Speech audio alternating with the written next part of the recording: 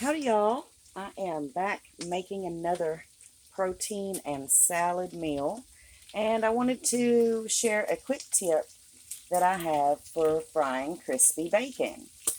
Um, so, this is one of my favorite frying pans because it cooks pretty evenly and it's non-stick, so it's a Pioneer Woman, and I've had it for a couple of years, and I do really like this frying pan. It's one of my favorites. So the way that I get started, I put my bacon in there and I let it kind of cook a little bit until it fits in the pan. You know, sometimes it's long and it doesn't fit in the pan just right. So I get that going a little bit. And then, so this is what I use. This is a spring form pan. And so you can unhook this little thing and the bottom comes out. And this one looks kind of grubby because what I do is I take this and I use some of the Reynolds Wrap non-stick aluminum foil, and I wrap this bottom of a springform pan. Let's see if I can do this with one hand. Okay, so I've got my non-stick aluminum foil on this bottom of a springform pan, and what I do is I just pop that right over my bacon and put a press on it. I usually use a can of vegetables or whatever's handy, and that's how I cook my bacon, and that makes sure it stays nice and flat, cooks evenly, and yeah, so I like to use a bacon press when I'm using the griddle, the big flat griddle, but for my favorite frying pan, this bottom of a springform pan is perfect. And I rarely use this part of it. Uh, Basically, the bottom is almost all I use.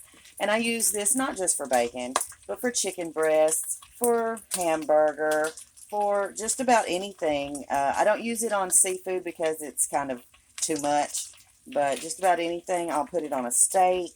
Anything I want to sear on the outside and get a really good sear. And I just use my little tongs.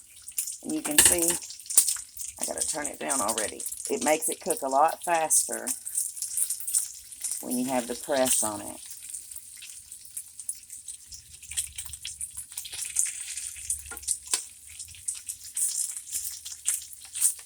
So yeah, that's my little bacon tip.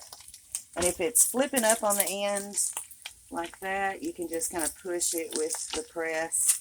Make sure it's all nice and flat. Sometimes the weight of the press itself is enough. Sometimes you'll want to put it like on one side where there's a lot of like more cooking needs done. Or you can spread out the weight like that, you know. But yeah, this is how, uh, that's how I cook my bacon and get it nice and crispy and even. So today I'm going to be making another wilted salad. This is using a Market Side Super Blend, which is Brussels sprouts, Napa cabbage, kohlrabi, broccoli, carrots, and kale. So you can see it's a pretty diverse mix of different kind of hearty vegetables. And so I will finish cooking this bacon, drain it on some paper towel, and chop it up while I cook the super blend in the rendered bacon. And you can see that sometimes the middle cooks a little faster. I've never found a skillet that cooks completely evenly. You always have a hot spot. But you can see it looks pretty nice. Stays nice and flat. The bacon press is uh, a really nice way to cook bacon. And once it starts getting good and cooked, you don't need the actual weight of the can anymore. You can just let it cook like that. So I will take those out and drain them. Okay, we got the bacon all cooked, nice and crispy thanks to our bacon press. And now we'll just add this super blend. So I'll put us a generous portion like that. There's a little Brussels sprout there, and yeah, that's a nice big portion. because I have quite an appetite. I haven't eaten at all today, and it's already close to 3 o'clock in the afternoon. So I'm just kind of tossing this just a little to get the bacon drippings all over. And I'm going to make sure that Brussels sprout gets down there where it will nice and caramelize in the hot skillet. Okay, everything looks a little bit shiny, so that means I've gotten that dressed.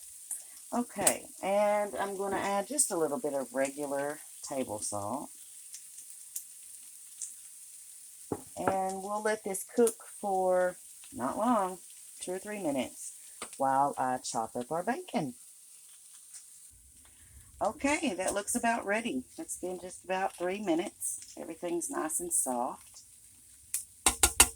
So I'm just going to add a tiny bit of soy sauce. This is very much the same way I made the